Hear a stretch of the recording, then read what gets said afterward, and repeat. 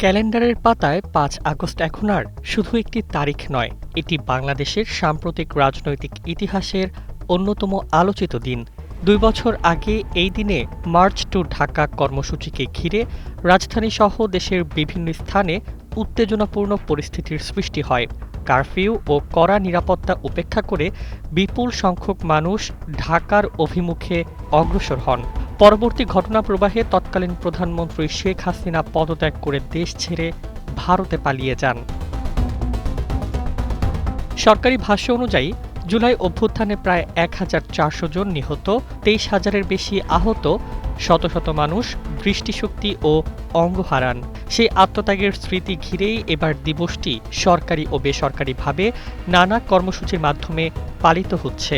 এ উপলক্ষে জুলাই গণ অভ্যুত্থান স্মৃতি জাদুঘরের উদ্বোধনেরও ঘোষণা রয়েছে আজ।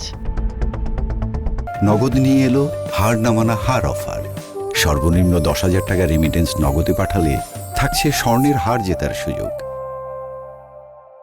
এদিকে রাজনৈতিক অঙ্গনে এখনও উত্তাপ কমেনি। বর্তমান সরকারের দাবি, শেখ হাসিনার বিরুদ্ধে মানবতাবিরোধী অপরাধের মামলায় আন্তর্জাতিক অপরাধ ট্রাইব্যুনালের রায় ঘোষণার পরও তাকে ঘিরে ভারতের কিছু মহলের রাজনৈতিক তৎপরতা অব্যাহত রয়েছে।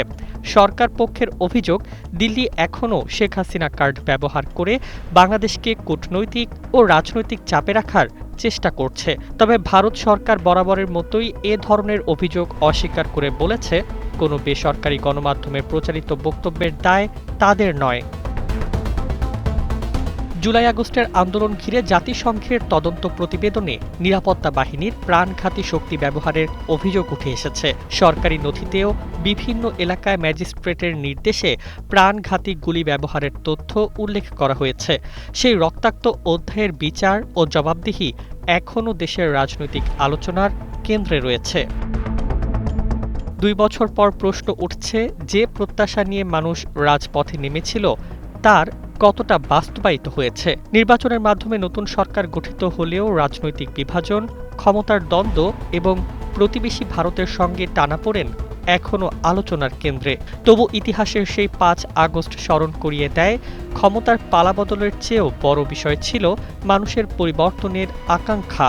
আর সেই কারণেই অনেকের কাছে দিনটি শুধু একটি রাজনৈতিক ঘটনার স্মারক নয়, বরং রক্ত, ত্যাগ ও নতুন প্রত্যাশার প্রতীক। News desk, ২১ television.